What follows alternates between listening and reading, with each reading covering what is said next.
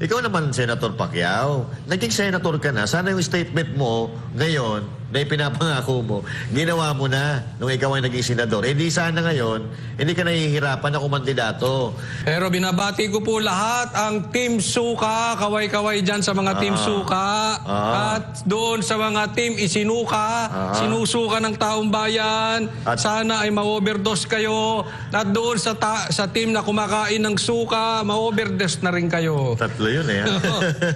Team Suka, Team Sinusuka, at saka team kumakain ng suka. Nako po. Oo, yan lang sinasabi natin, Consul. Kaya pala naka-red ka ngayon, ha? Ay, siyempre, kailangan tayo. Makibagay tayo. Gusto ko lang bigyan ng komentaryo. Ako talagang natutuwa kay President Marcos dahil sumasama siya sa rally ng ng Alyansa Sinusuka. Dapat yan sa isang presidente at ulo ng Alyansa Sinusuka, bagong sinusuka, sama ka dyan. At yan ang ikakapanalo ng PDP team. Hindi na kailangan patayin ni PRRD yung mga 15 senator para manalo sila. No? Grabe usapan na naman yan, patayan na naman. No? Pero ang tindi po, no? Kung ako sa inyo, total mataas naman sa survey at tumataas ang pagtitiwala at trust rating ni Speaker Martin. Isama nyo na rin dyan sa rally ninyo ng Team Alyansang Sinusuka. Magpataas kayo ng kamay. Nang sa ganon ay ma-promote kayong lahat. No? Congratulations. And alam mo, itong team na ito, itong Team Sinusuka, palagay ko, ito ang susunod sa yapak ng Team Inodoro. Ay, malamang sa alam mo, ganun din eh. Ganito yung nangyari dati. Mamaya. Sige, banata mo. Okay, so tapos ka na ba? Ito, no? So ito kaya sumasama si Pangulong Bongbong Marcos dyan sa mga rally-rally na yan kasi kailangan nilang mag-double time. Kailangan nilang masiguro na may papanalo niya yung kanyang mga kandidato. Kasi ngayon pa lang, kinakabakabahan na yan mga kababayan kasi ang dami nilang nagawang pagkakamali sa ating bayan, sa pondo sa kaban ng bayan, sa ating mga Pilipino mismo. Kaya sisiguruduhin talaga nila na mananalo yung mga kalyado nila para mas marami silang kakampi pagkatapos ng midterm election. Kasi ang mangyayari dyan, kapag nanalo ang line-up ng PDP laban, paktay ka diha. Oo. So ibig sabihin, partner, marami magkakampi, natutulig sana sa kanila. Ngayon nga, 3 pa lang nasa Senado no? Hindi na nila kinakaya. Paano pag nadagdagan pa? Ay, paktay ka diha dyan. Oo. Kailangan maipanalo, nabanggit mo. Maipanalo nila. Kung may papanalo. Kailangan nila maipanalo. Mali yung sinabi ko kanina na sumasama si Bongbong. Para? Huwag siya sumama. Kung gusto niyang maipanalo yung Team Sinusuka, huwag siya sumama. Huwag siya sumama kasi pagsama na, ako gusto ko sumama ka, Marco. Sama ka ng sama. Dahil yan ang ikabababa. Tingnan mo, walang nanonood sa'yo. I-compare mo yung nanonood, mamaya i-discuss natin yan. Yung nanonood sa'yo tsaka nanonood sa speech ni PRRD ang layo. At even yung proclamation ninyo at yung proclamation mismo ni Pastor Kibuloy, iisang tao laban sa lahat ng senatoriables mong sinusuka na takot sa drug test. Hindi kayo aabot. No? Kaya, Marcos, sama na. Sama na. Ganun lang alam mo partner, ano ba yung sasabihin ko? Dito sa laban na ito, talaga namang matalino talaga itong PDP laban. Biruin mo, yung ibinato sa kanilang masakit, ginawa nilang gamit, or tinake advantage nila para mapakinabangan nila yung masasamang salita na sinabi ni Pangulong Bongbong Marcos. So yan ang sinasabing mapamamaraan, 'di ba? So sabi nga nila, 'di ba, kung hindi mo kaya ang lakas nila, gamitin mo yung lakas nila para sa kapakinabangan. Diba? Alam mo, paboritong yan yan ang paborito at karamihan or lahat halos ng Kristiyano ay memorize yung verse na yan, yung Romans 8:28. Ayun, All things work together for good for those who love God and who are called according to His purpose. Ano ibig sabihin yan? Kahit yung masama, napapabuti. Yung tinapon na tae ni ni BBM. Ay, pasintabi sa mga kumakain. Sorry po. Ano pala, 8:00. Yung itinapon ni BBM na basura, pinaganda ng PDP. Yan. Di ba? Parang- So, lahat ng bagay napapaganda sa On a good Diyos. purpose. Katulad din ni Pastor Apollo sa Kibuloy, Oo. yung mga patapon na, pinapaganda niya. Ibig sabihin din natin sa literal na patapon, yung mga PDLs, yung mga drugista dati, inayos ni Pastor. Ayan, namumuhay na maayos, masagana, mapayapa, maligaya sa loob ng Kingdom of Jesus Christ. Di ba, partner? Oo, kaya diyan mo malalaman yung yung liwanag. Liwanag. Kasi pag ang liwanag nilagay mo sa dilim, nagliliwanag, di ba? Nagliliwanag talaga. Kaya katulad din ng ginto, pag nilagay mo sa putikan, mangingibabaw yung ginto. Oo. Pero hindi yung tanso, yung tubog yun, yung sa kanila sinasabi ng Talyano. Huwag kayong maniniwala doon. Yung Grab driver nga na in-interview ko, galit na niwala daw siya doon sa kayamanan at sa ginto. Tapos sabi niya, ano nangyari? Sabi ko, kuya, nga daw. Ganun daw Pero sa ginto. yung ginto, pag nilubog mo sa suka yun, yung totoo, Ginto pa rin. ginto ta rin. Pero yung tanso, pag nilubog mo, umiitim yun. Oo. Oo. Yung Talano Gold, wala na nangyari. Oo, tama partner, tugmang-tugma.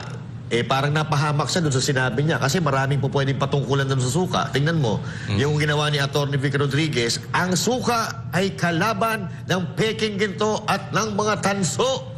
Oh. Sino ba yung tumatawag ng tanso sa mga Natalyanista? Si Banat Bay, di ba? Naalala mo yun? Natanso sila. Ako sila. partner maiksing kwento lang. Ako Sige. talaga sa bahay namin walang suka. Kahit dito, alam niya nila Ma'am Tina. Hindi ako mahilig sa suka talaga kasi nababahuan ako dyan. Mayaman ka ba? Hindi ka ba? Hindi. Pero alam mo yung suka, parang asin. Yan, di ba nilalagay mo yan sa ulam? Basic needs yan. Para hindi mabulok. Itong nabubulok nating bansa dahil sa mga magnanakaw, dahil sa mga adik, yan ang magpapatagal ng pagbulok at pagkasira. Iyang suka. Yan. Lagay mo sa ulam yan. Kaya pala partner ayaw nila sa suka. Oo. Yan, parang nagmamanifesto na, nabubulok na Hindi kasi hindi sila gumagamit ng suka. Yung suka pang preserve yan. Tingnan mo yung mukha nung nagsasalita. Parang palumana Pabulok na rin. Anyway. Pero pakinggan natin ito. Napakaganda ng mga sinabi ni kanina ni PRRD kagabi. Alam ko tuwan-tuwa ako sa sinabi ni PRRD. Unang tuwan-tuwa ako dahil sinabi niya na si Pastor Kibuloy ay bright. Ito maraming hindi nakakaalam nito dahil ang tingin nila kay Pastor matalino pagdating sa Biblia. Kasi Pastor ganyan ang talagang alam. Pero si Pastor totoo po pag nakausap nyo bright. Talagang matalino. Sa katunayan, mas may grasp pa siya. May hawak siya doon sa pangkabuhayang nangyayari sa bansang Pilipinas, ma-political man or kung saan man yan. Sharp po si Pastor Kibuloy. At ako yung nabibili, isa yan sa mga napakaganda naman. Ang daming sinabi ni PRRD kahapon at isa doon yung yung pinapanood niya pala sino? Sino? Yung artista. Si Ipe. Magaling daw sa romansa to si Ipe. Matindi talaga. Anyway, ang galing talaga magdalaga ni PRRD. Ultimo si Councilor ba Congressman? Si Congresswoman, si Girlie Balaba. Congressman. Shoutout sa iyo kung naalala mo ako. Pinalapitan mo ba? Hindi, wala na tayo dun Umalis na tayo nung dumating di ba? Sige, partner. Sa atin, marami na naman natuwa. Yun talagang trademark ni PRRD, na magpatawa ng magpatawa. Kaya huwag nyo masyadong siseryosohin. Kayo naman, wala na kayong maibalita. Kaya, yung mga sasabihin ng mga Duterte, yun talaga yung pinagpipiestahan ninyo. At, partner, yung ano yung tumatak sa'yo na sinabi ni PRRD kagabi? Na tumatak na statement sa'yo. Bangag si Marcos. Bangag si Marcos? Totoo naman Sinasabi niyan talaga yun, bangag si Marcos. Ako naman, ang tumatak sa akin doon, yung ikinampanya pa niya si Marcos.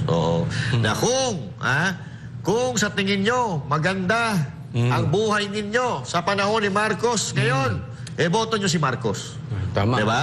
Pero kung sa tingin nyo, bahala na kayo kung sino iboto nyo. Yun, ganyan mga kababayan, yung unang totoong tao, diba? Hindi yung puro pambobola, mabubulaklak na Eto, doon lang tayo sa realidad. Diba? Ang pagboto partner, parang parang nagtitinda ka ng isang kakanin. Yan, nagtitinda ka ng isang kakanin. Kailangan may free taste.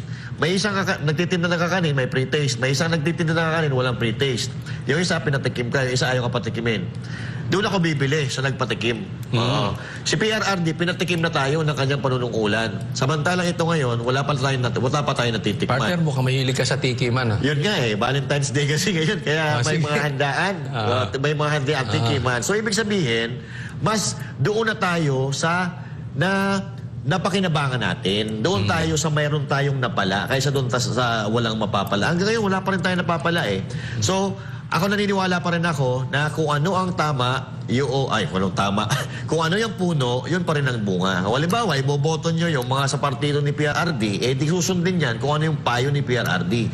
Kung susundin nyo yung doon sa kabila, yung sa alyansa, siyempre, ang susundin ng mga yun, yung puno rin nila, si Bongbong Marcos Jr. Now, kayo na po ang mamili. So may video ata dyan si PRRD, no? Oo, sa proclamation rally, baka po pwede natin may play. Okay? Sa panahon na ito, kung pante ka na maglakad na walang takot, nakakapag-pasyal ka, baski saan, huwag mo nang bitawan si Marcos. Ngayon, kung yung presyo ng bigas, yung presyo ng pagkain para sa Pilipino, mas bababa ngayon,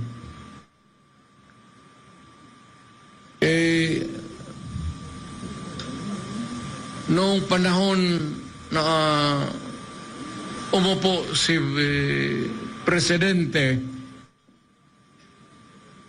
kung mas mababa ang presyo ngayon ng pagkain, iboto natin yung mga kandidato niya. Nakikita mo naman, talagang almost hindi na kaya. Hindi kaya ng tao. Ngayon, kung mas madali maghanap ng trabaho ngayon sa panahon niya, then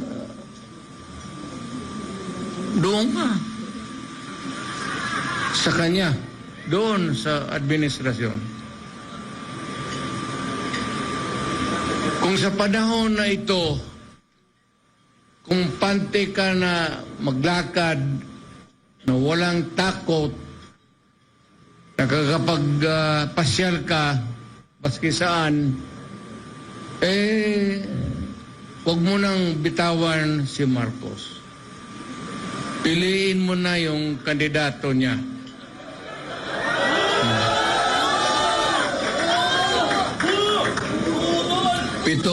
Pero pag sinasabi ko yung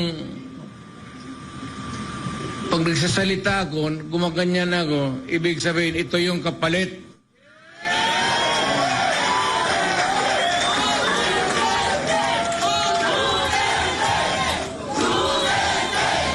If it's easier for you to find employment or jobs now than before, then go for Marcos. Yan ang sabihin ko na medyo basic na hindi nila mahabol. Ngayon, kung mas minus yung droga at krimen ngayon kaysa noon, panahon niya, pag-upo niya, naabutan pa niya yung, yung pinapairal natin na law and order, kung kaya niya ito, kung kaya niyang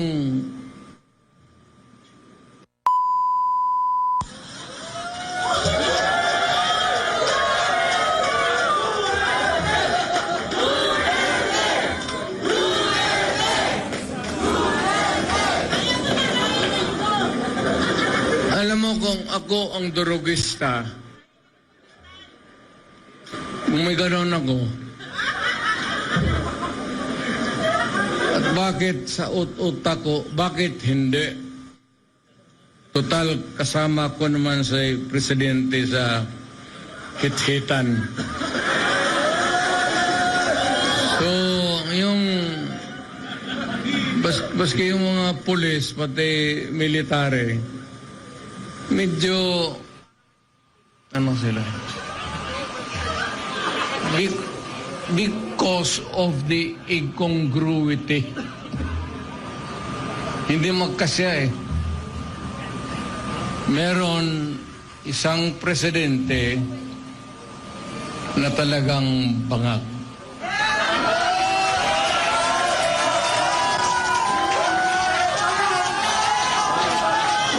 Hindi naman buang,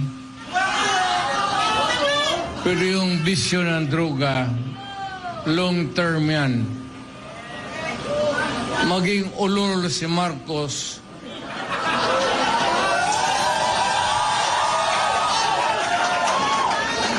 kung maybe constant use of heroin, abot pa siguro siya ng 80. Pero pagdating sa panahon na yan, hindi na siya gumagalaw. Either nakatindig lang yan sa kwarto niya o natutulog. Ganito na lang. Marami tayong problema. I think the Marcos government has fallen short of the expectations.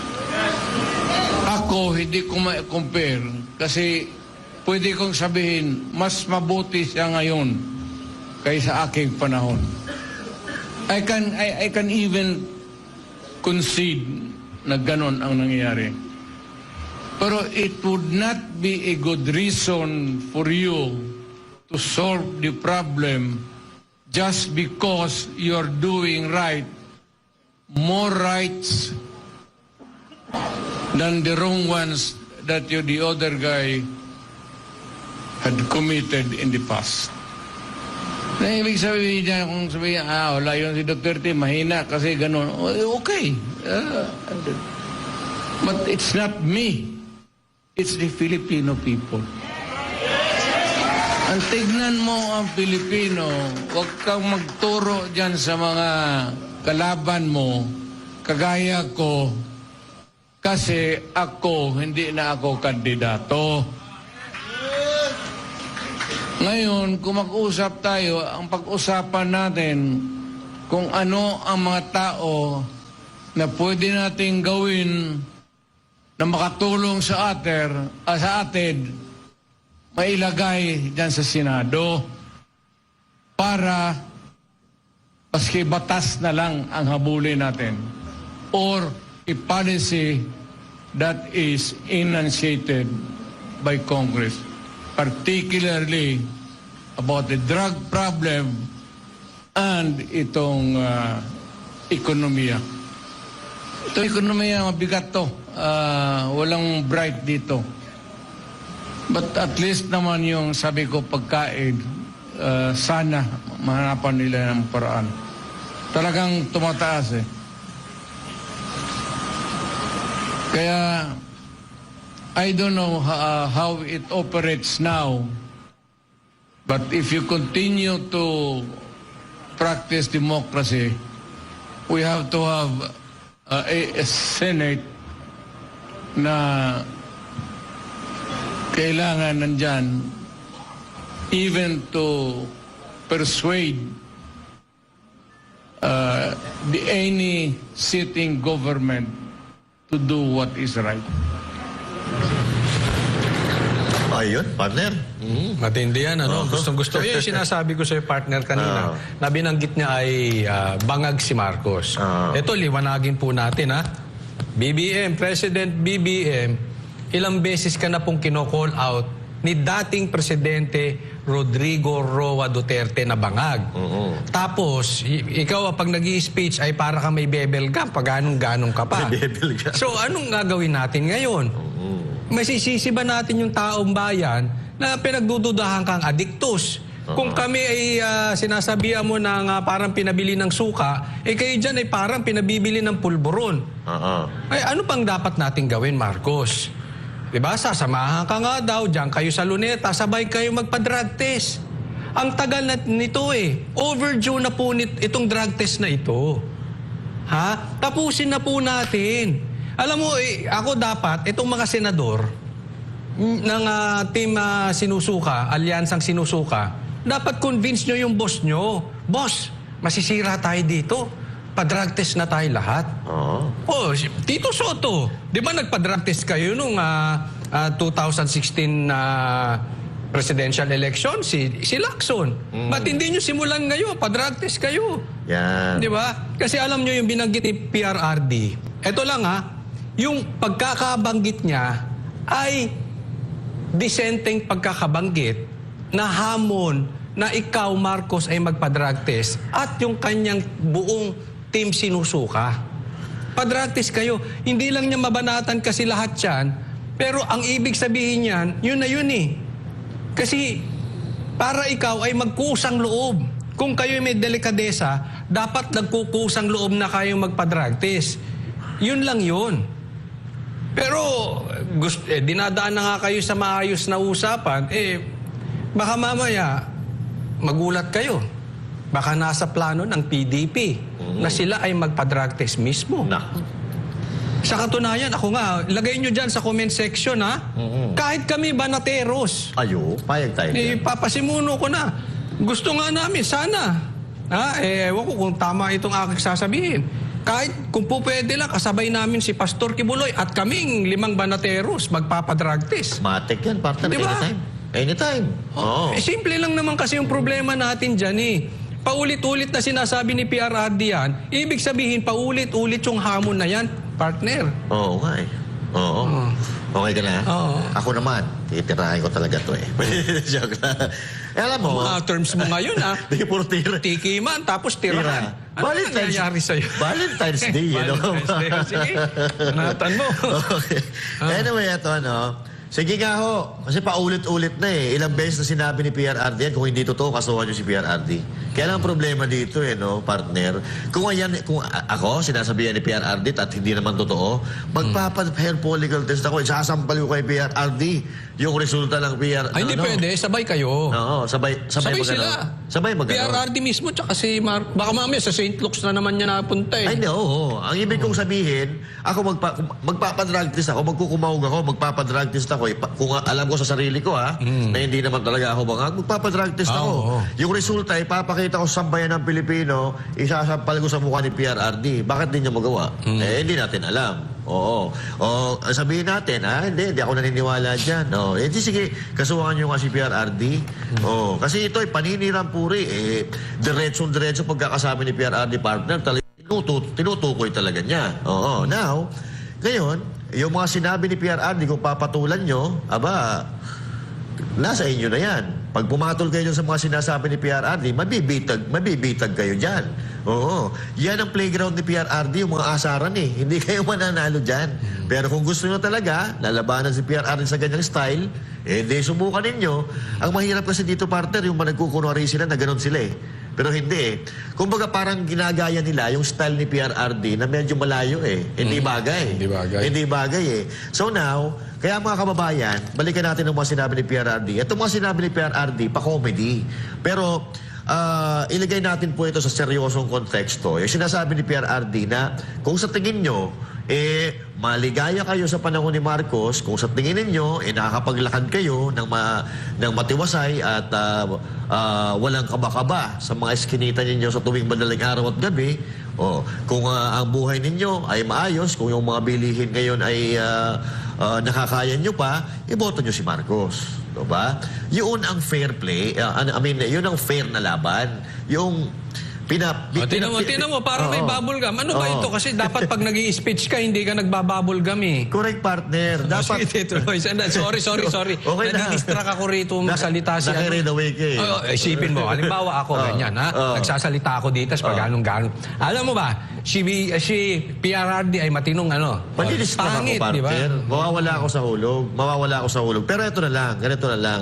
Yan ang fair na laban. Si PRRD, hindi yung puro mabulaklak na salita. Ang ginagawa ni PRRD, binibigyan kayo ng choice. Ngayon, nasa inyo na ngayon yan. Kung sa tingin nyo, ito yung tama at ito yung mali, kayo nang magdidesisyon dyan. Basta ako, partner, number 1 dyan, Pastor Apollo Kibuloy, PDP Laban Slate. Okay? At Sep, ito nga ang problema, partner, no?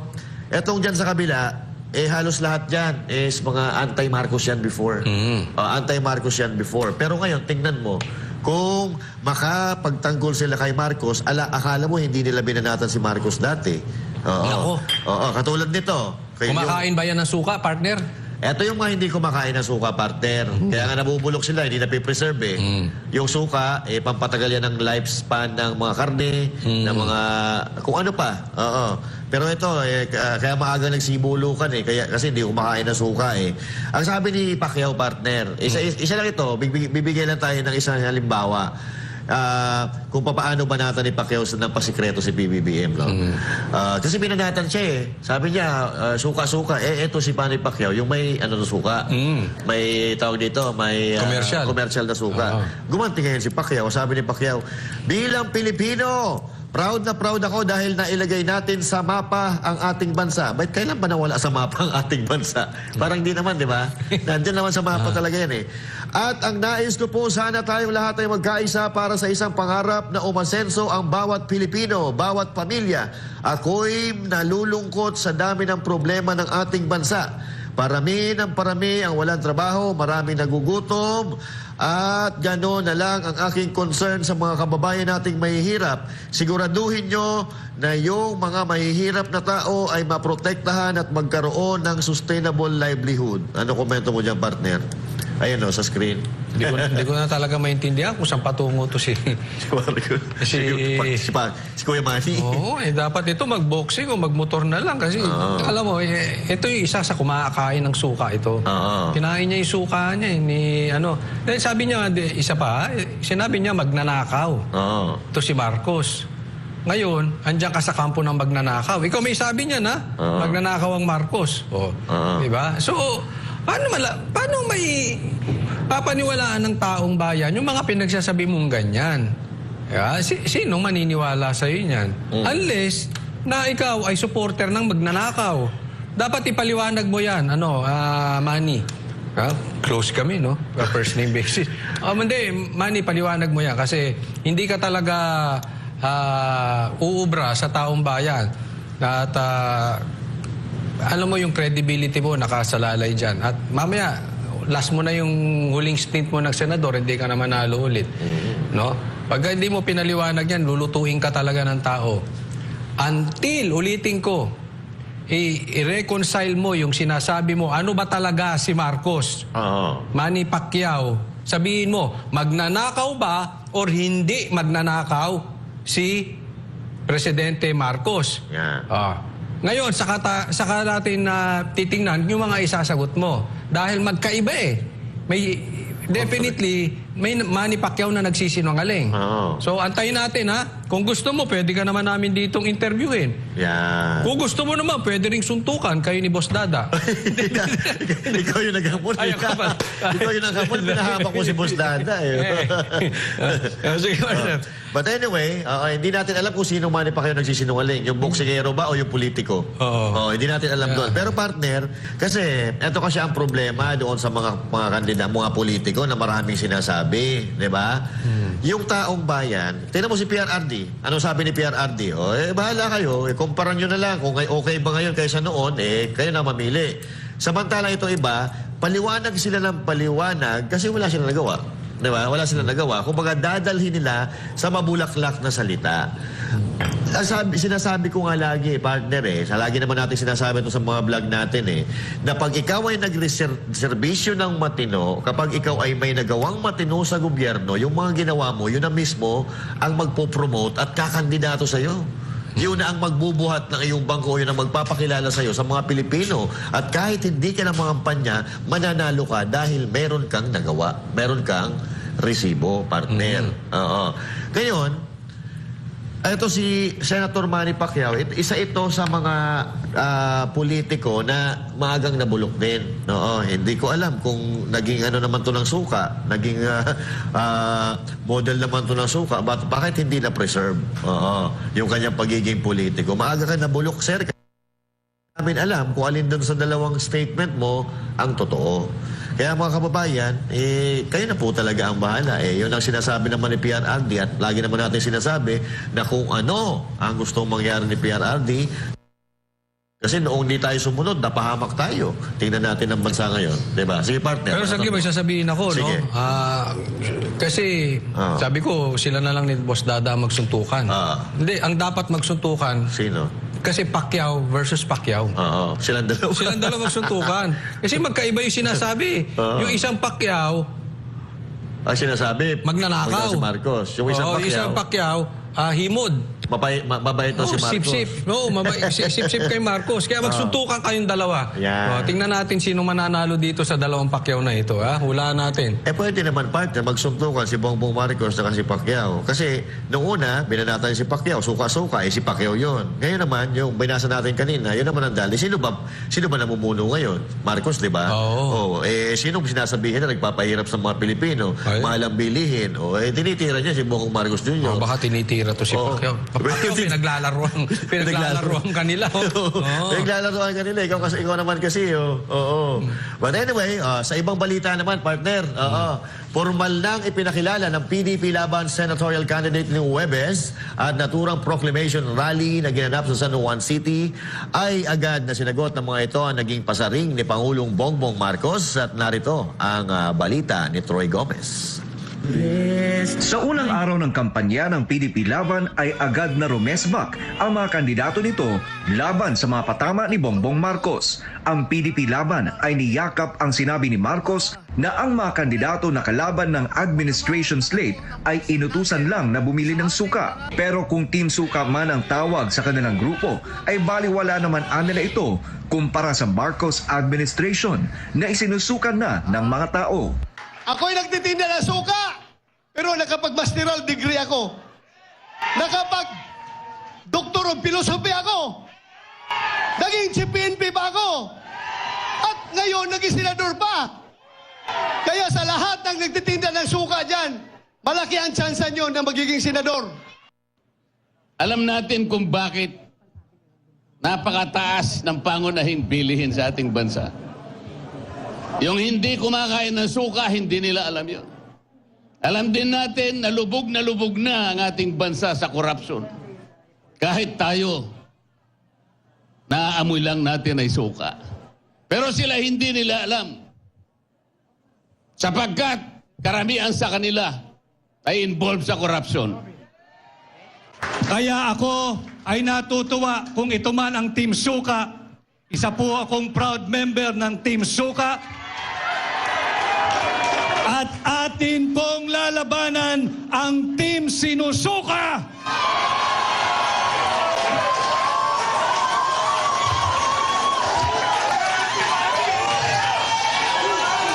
Labanan natin ang mga mambubudol! Totoo po, inutusan po akong bumili ng suka at bumili ako ng suka.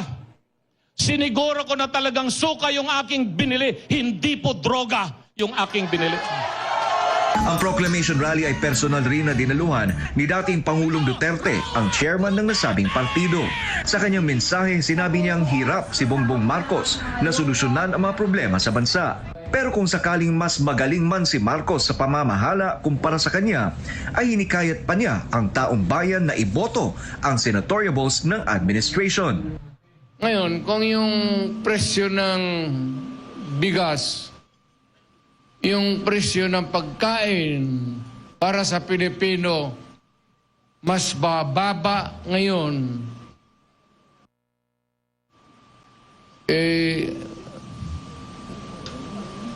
noong panahon na umupo si Presidente, kung mas mababa ang presyo ngayon ng pagkain, iboto natin yung mga kandidato niya. Nakikita mo naman, talagang almost hindi na kaya. Hindi kaya ng tao. Bukod pa rito, ay muli rin niyang tinawag si Marcos na lulong sa droga. Meron isang presidente na talagang bangag.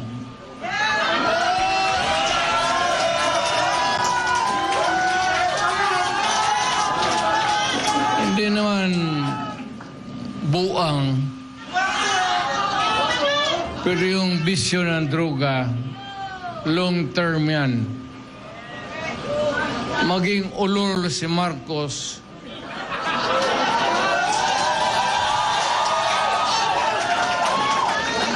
kung maybe constant use of heroin,